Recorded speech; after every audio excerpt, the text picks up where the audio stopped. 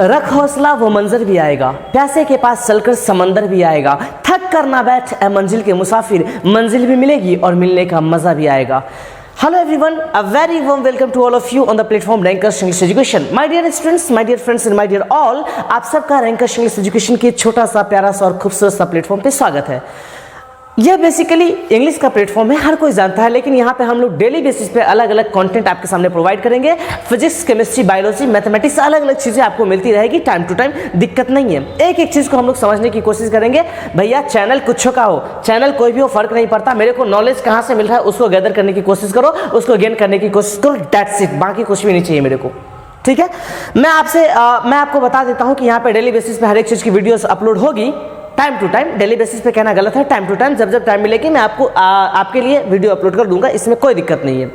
Basically आज हम लोग बात करेंगे फिजिक्स को लेकर के, और फिजिक्स के दुनिया में आप सबका एक बार फिर से स्वागत है। फिजिक्स एक ऐसा सब्जेक्ट जो आपके दिल और दिमाग में इतना ज़बरदस्त तरीके से सेट होगा, आप सोच नहीं सकते हो। यह फिजिक्स की मैं बात करता हूँ माय डियर, ये जो फिजिक्स मैं पढ़ाऊंगा वो basically 9th 10th SSC, railway, UPSC, BPSC तक के लिए वैलिड होगा। मतलब मैं जो पढ़ा दूँ इतना फिक्स कर लेना, मैं जो पढ़ा देता हूँ वो कहीं ना कहीं आपके एक स्टैंडर्ड लेवल तो को डिसाइड करता है। स्टैंडर्ड लेवल तक लेकर के जाऊँगा मैं किसी भी चीज़ को, जो कुछ भी पढ़ाता हूँ उसका 0 to टॉप लेवल मेरा रहता ही है। तो ज़्यादा मैं बात को नहीं बनाता हूँ, स्टार्ट करता हूँ इस फिजिक्स की दुनिया में। और फिजिक्स की दुनिया में सबसे पहला टॉपिक मैं स्टार्ट करता हूँ जिसका नाम है यूनिट एंड डायमेंशन। जब हम बात करते हैं इस यूनिट एंड डायमेंशन को लेकर के, जरा ध्यान से देखिएगा, ये जो यूनिट एंड डायमेंशन है my dear, unit and dimension, इस यूनिट एंड डायमेंशन में जिसको हम लोग बोलते हैं मात्रक और बीमा, इन दोनों के बारे में हम लोग जिक्र करेंगे, एक एक चीज़ को जिक्र करेंगे, लेकिन समय समय पर। और जब फिजिक्स की दुनिया की बात करते हैं, जब यूनिट एंड डायमेंशन की बात करते हैं, तो सबसे पहला टॉपिक जिसका हम लोग बात करेंगे फिजिकल क्वांटिटी। एक्चुअल में ये फिजिकल क्वांटिटी क्या है, किस तरीके से फिजिकल क्वांटिटी परफॉर्म करता है, किस तरीके से फंक्शन करता है, सारे की सारी चीज़ को मैं आपके सामने डिलीवर कर रहा हूँ, जरा आप ध्यान से देखिएगा। जब हम बात करते हैं इस फिजिकल क्वांटिटी को लेकर के, इस भौतिक राशियाँ को लेकर के, तो भौतिक राशि अपने आप में डिफाइन होता है कि एक ऐसी राशि जिसको मेजर कर सकते हो, जिसको वेट कर सकते हो, सारा का सारा फिजिकल क्वांटिटी होगा। यानी फिजिकल क्वांटिटी उसको कह सकते हैं जिसका मापन किया जा सकता है, जिसका तौल सकते हो, जिसको माप सकते हो, वही फिजिकल क्वांटिटी होगा। इसका मतलब ये होगा कि दुनिया में और कोई फिजिकल क्वांटिटी नहीं होगा।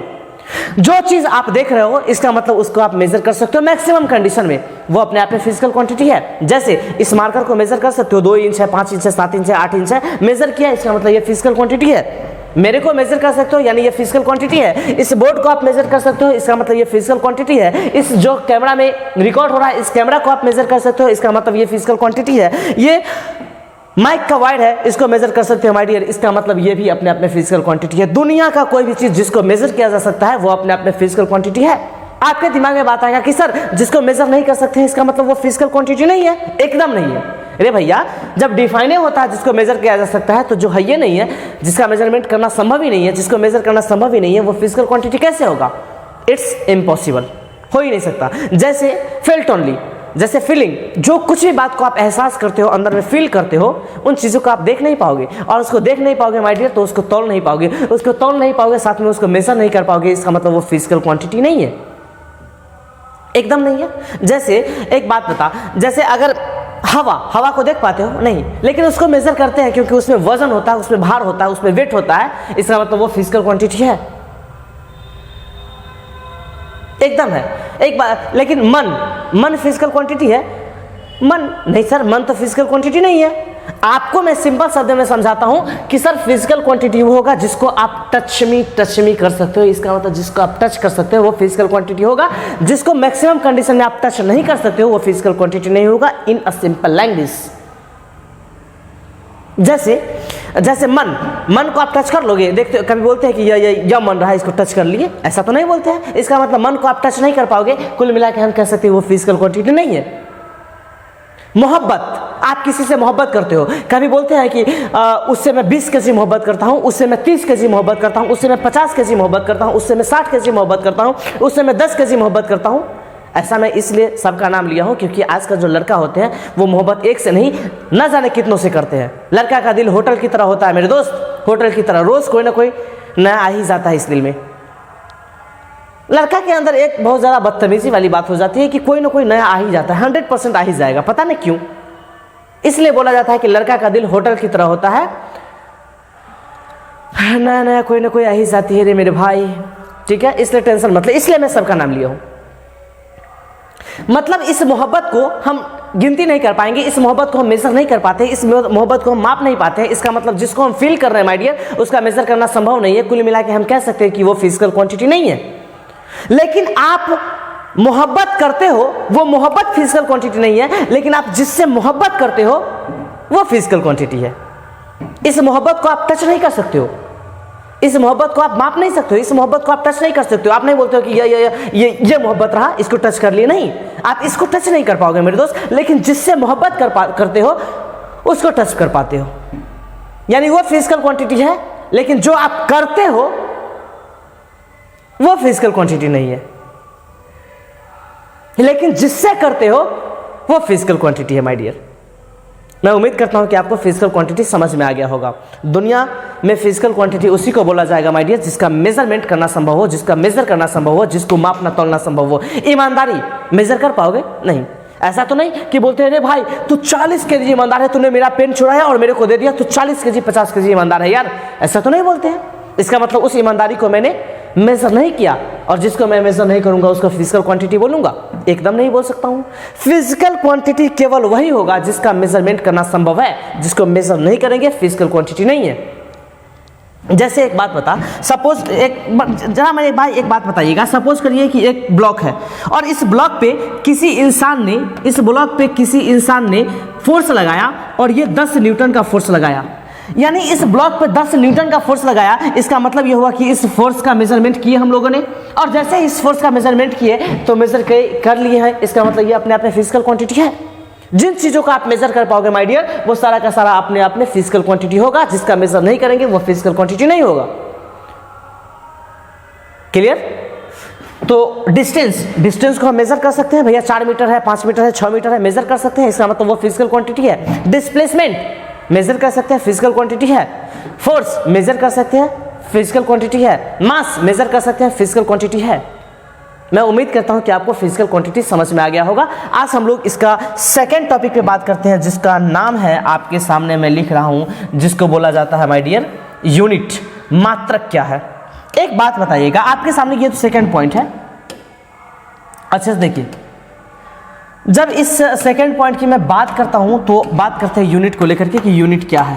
यूनिट जिसको हिंदी में हम लोग मात्रक का नाम देते हैं, मात्रक।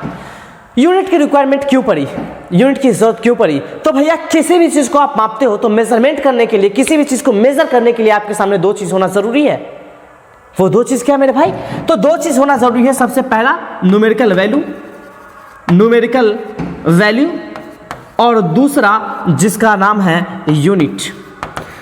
किसी भी चीज को मेजर करना है माय डियर तो उसके लिए 2 चीजें चाहिए। सबसे पहला न्यूमेरिकल वैल्यू चाहिए, दूसरा यूनिट चाहिए।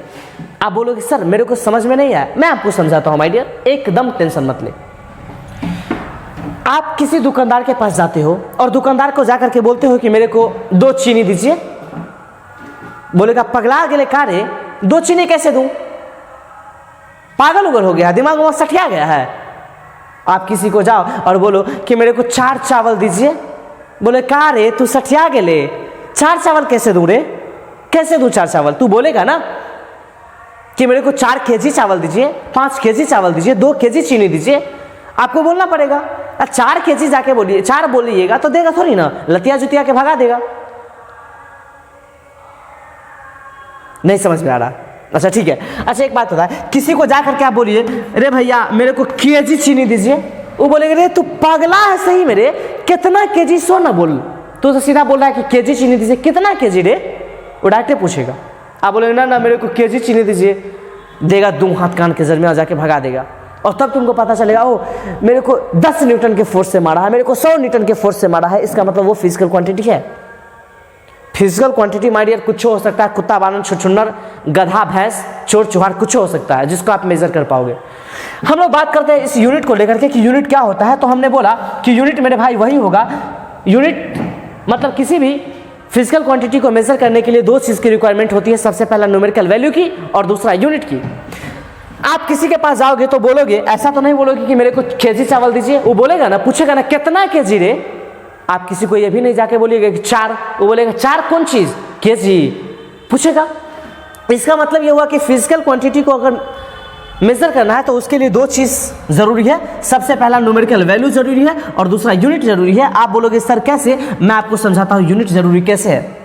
आप दुकानदार के पास जाकर के बोलोगे मेरे को 3 केजी चावल दीजिए, 3 केजी चावल दीजिए माय डियर, 3 केजी चावल। वो आराम से दे देगा, खुश होकर के दे देगा। ये हुई ना बात मेरे दोस्त कि आपने बोला 3 केजी चावल दीजिए। इससे पहले आया था तब बोल रहा था 3 चावल दीजिए, एगो बकलोलवा का भेजा तो वो बोला केजी चावल दीजिए। दोनों तो वैसा नहीं आ गया था। अब जाकर के समझ में आया कि तू कितना चावल लेगा। तो एक बात बता, 3 केजी चावल यानी इस चावल को मैंने मेजर किया, क्यों? इसलिए क्योंकि ये फिजिकल क्वांटिटी है और हम लोग जानते हैं माय डियर कि जिस किसी भी चीज को आप मेजर करोगे सारा का सारा चीज अपने आप में फिजिकल क्वांटिटी होगा, भौतिक राशियां होंगी। तो एक बात बताइए, किसी भी भौतिक राशियों को मेजर करने के लिए कितने चीज चाहिए? आप बोलोगे 2 चीज चाहिए। सबसे पहला चाहिए, ये अपने आप में न्यूमेरिकल वैल्यू है। न्यूमेरिकल वैल्यू कहने का मतलब ये हुआ कि अंकों को, अंक जो कुछ भी अंक है ना माय डियर, वो सारा का सारा अपने आप में न्यूमेरिकल वैल्यू है। इसी को न्यूमेरल बोल सकते हैं, लेकिन कोई दिक्कत नहीं है, ये न्यूमेरिकल वैल्यू है। ये आपका न्यूमेरिकल वैल्यू है। देख, ये न्यूमेरिकल वैल्यू है, न्यूमेरिकल वैल्यू है। लेकिन ये क्या है रे माय डियर?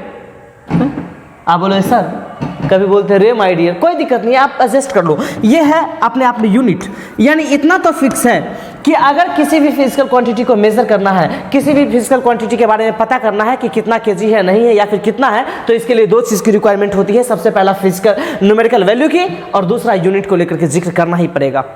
ये दोनों चीज़ आपको किसी भी फिजिकल क्वांटिटी को मेजरमेंट करने में इतना ज़्यादा रोल प्ले करेगा, आप सोच नहीं सकते हो।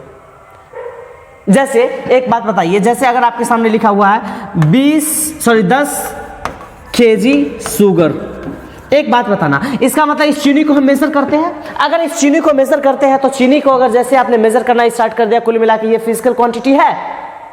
लेकिन फिजिकल क्वांटिटी को मेजर करने के लिए 2 चीज की रिक्वायरमेंट होती है। सबसे पहला, ये जो 10 लिखा होता है ये अपने आप में न्यूमेरिकल वैल्यू है। अरे बोलो ना मेरे भाई, न्यूमेरिकल वैल्यू है। और ये जो केजी लिखा हुआ है माय डियर, ये अपने आप में क्या है? आप बोलोगे सर ये अपने आप में यूनिट है। मतलब यूनिट भी है और न्यूमेरिकल वैल्यू भी है। कुल मिला के इस फिजिकल क्वांटिटी को मेजर करना संभव है। यूनिट का यही सबसे मेन इंपॉर्टेंट काम है। इस यूनिट को अलग अलग पार्ट्स में डिवाइड किया गया है माय डियर। मैं आपको बताता हूं कि मेनली इस यूनिट को डिवाइड किया गया है। मेनली, मैं फिर से बोल रहा हूं, मेनली जो किया गया है वो बेसिकली 3 पार्ट्स में किया गया है। सबसे पहला सीजीएस, दूसरा एफपीएस और तीसरा एमकेएस। अगर मन है तो एक और ले आओ जिसका नाम है एसआई, लेकिन इसको छोड़ के चलोगे तो ज़्यादा बेहतर होगा, कोई दिक्कत नहीं है। अगर इस यूनिट की मैं बात करता हूं तो यूनिट को बेसिकली 3 पार्ट्स में मेनली डिवाइड किया गया है। एक का नाम है सीजीएस यूनिट, दूसरा का नाम है एफपीएस यूनिट, तीसरा का एमकेएस यूनिट और चौथा का एसआई यूनिट। जरा हम समझते हैं कि सर इस सीजीएस यूनिट का मतलब क्या होता है। तो भैया सीजीएस यूनिट का मतलब होता है, मैं आपके सामने लिख रहा हूं, ध्यान से देखना। सीजीएस का मतलब होता है सेंटीमीटर ग्राम सेकेंड, एफपीएस का मतलब होता है फुट पाउंड सेकेंड, एमकेएस का मतलब होता है मीटर किलोग्राम सेकेंड और एसआई का मतलब होता है system of international, that is international system. फिलहाल मैं बात करूंगा सबसे पहला सीजीएस यूनिट क्या होता है। ध्यान से देखिएगा, सीजीएस यूनिट क्या होता है। C stands for centimetre, centimetre, G stands for gram, S stands for second. CGS unit में सेंटीमीटर की बात होती है, ग्राम की बात होती है और सेकंड की बात होती है। सेंटीमीटर में हम किसको मापेंगे माय डियर? आप बोलोगे सर अगर सेंटीमीटर की आप बात करिए रहे हैं तो सेंटीमीटर में हम लोग मेजर करते हैं लेंथ को। सीजीएस यूनिट में हम लोग लंबाई को जो है वो सेंटीमीटर में मापेंगे। जब आता है इस ग्राम में किसको मापेंगे मेरे भाई? तो ग्राम में मापते हैं मास को, मास को ग्राम में मापेंगे। और सेकेंड में किसको मापते हैं? तो सेकेंड में मापते हैं टाइम को। किसमें? आप बोलोगे सर सीजीएस यूनिट में।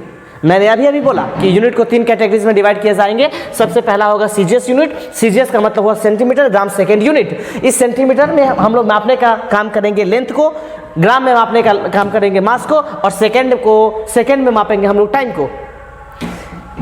यह जो सीजीएस यूनिट है माय डियर, इस सीजीएस यूनिट सबसे ज़्यादा जो चल रहा था वो फ्रांस में चल रहा था। इसी वजह से इसको फ्रेंच यूनिट के नाम से भी जानते हैं। फ्रेंच, दैट इज एक ऐसा यूनिट जो फ्रांस में बहुत ज़्यादा प्रचलित था, that is French unit. CGS unit को माय डियर फ्रेंच यूनिट के नाम से जानते हैं, कोई दिक्कत इसमें नहीं है। अगला हम लोग बात करते हैं एफपीएस यूनिट की। सर एफपीएस यूनिट क्या है? एफपीएस, एफ का मतलब होता है माय डियर फुट, पी का मतलब होता है पाउंड और एस का मतलब होता है सेकेंड। इस फुट में हम लोग मेजर करते थे एफपीएस सिस्टम में, एफपीएस यूनिट में हम लोग फुट में मेजर करते हैं लेंथ को, पाउंड में मेजर करते हैं हम लोग मास को, और सेकंड में मेजर करते हैं हम लोग टाइम को। कुल मिला के फुट पाउंड सेकंड बोला जाता है। फुट में मेजर करते हैं लेंथ को, पाउंड में मेजर करते हैं मास को, सेकंड में मेजर करते हैं हम लोग टाइम को। ये है FPS। ये जो फुट पाउंड सेकंड है, ये बेसिकली ब्रिटेन में ज़्यादा चल रहा था, अंग्रेज इसका ज़्यादा इस्तेमाल कर रहे थे, इसलिए इसको ब्रिटेन या फिर ब्रिटिश सिस्टम का नाम देते हैं, या फिर हम कह सकते हैं कि सर ये बेसिकली एक ब्रिटिश यूनिट है, ब्रिटिश यूनिट है, क्योंकि इंग्लैंड में या फिर ब्रिटेन के लोगों ने इसका ज़्यादा इस्तेमाल करना स्टार्ट कर दिया था, वहाँ बहुत ज़्यादा चलना स्टार्ट हो गई थी, इसलिए इसका नाम दिया गया था FPS, that is foot pound second. Foot में मापते थे हम लोग लेंथ को, पाउंड में मापते थे मास को, और सेकंड में मापते थे टाइम को। अगला हम लोग बात करते हैं MKS यूनिट की। भैया MKS यूनिट क्या होता है, ध्यान से देखना। MKS का मतलब होता है मीटर किलोग्राम सेकंड यूनिट, यानी M बताने का काम करेगा मीटर को, K बताने का काम करेगा किलोग्राम को, S बताने का काम करेगा सेकंड को। मीटर किलोग्राम सेकंड, जरा ध्यान से देखिएगा, मीटर किलोग्राम सेकंड अभी भी यही चीज़ें चलती है, लेकिन एक्चुअली बात यह है कि अच्छा सुन ले, MKS यानी मीटर किलोग्राम सेकंड, जरा इसको अच्छे से समझिएगा। ये जो आपके सामने जो दिख रहा है MKS सिस्टम, MKS यूनिट, ये बेसिकली काफ़ी ज़्यादा प्रचलित थी, काफ़ी डेवलप हो चुकी थी, लेकिन इसी का एक मॉडिफाई वर्जन आया गया। मॉडिफाई बहुत सारे जगह पे MKS सिस्टम चल रही थी, कोई दिक्कत नहीं था, लेकिन इसी का एक मॉडिफाई वर्जन आया गया जिसका नाम दिया गया था शायद SI unit, that is SI system. सवाल पैदा होता है कि सर ऐसा क्यों हुआ, ऐसा सिस्टम लाने की जरूरत क्यों पड़ी।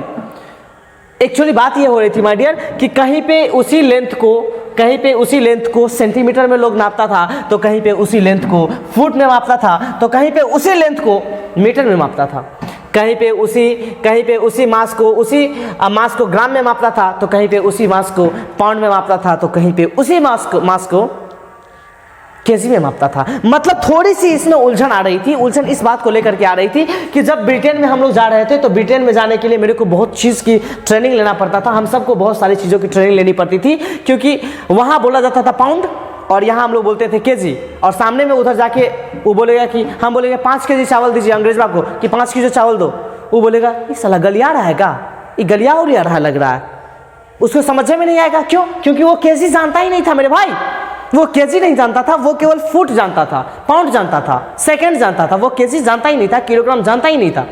और जैसे वो लोग आता था मेरे इधर, हम लोगों के इधर, तो वो बोलता था कि मेरे को 5 पाउंड चावल दीजिए। अब हम लोगों को लगता था कि मुंह पे देते हैं दूध तबराक घिस घास के, पगला पाउंड कौन सी होता हमको क्या पता रे, अंग्रेजा को डांट के भगा देते थे कि हमको क्या पता पाउंड क्या होता नहीं होता है, हमको बताओगे तब तो इसलिए थोड़ी सी ज़्यादा उलझन बढ़ती जा रही थी। कहीं वहाँ जाने के लिए, वहाँ जाता था लोग, ब्रिटेन में जाता था, तो बहुत सारे ट्रेनिंग लेनी पड़ती थी, बहुत सारे बातों का पता करना होता था। इसीलिए इन सब के लिए कॉमन उस सब ने डिसीजन लिया कि नहीं भैया, एक ऐसा कॉमन यूनिट बनाया जाए जो सारे के सारे दुनिया में, पूरे के पूरे यूनिवर्स में एप्लीकेबल हो, पूरे के पूरे यूनिवर्स में एप्लीकेबल हो। तो ये जो MKS सिस्टम है माय डियर, MKS यूनिट है, ये बेसिक हर एक जगह लागू था, हर एक जगह इन द सेंस कि 70% दुनिया के 70% देशों में MKS चल रहा था, दुनिया के 15% देश में FPS चल रहा था, और दुनिया के 15% देश में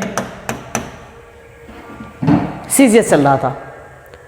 तो सारे के सारे लोगों ने बैठा, 1976 की बात है, फ्रांस की राजधानी पेरिस में 1976 ईस्वी में सारे के सारे लोगों ने बैठा और इस बात का डिसीजन लिया कि रे भैया इसकी संख्या ज़्यादा है, 70% लोग इसको बोलते हैं, इसका मतलब ये है कि जब मेरे को कॉमन करना है तो सारे को 70% के इसमें रख देता हूँ।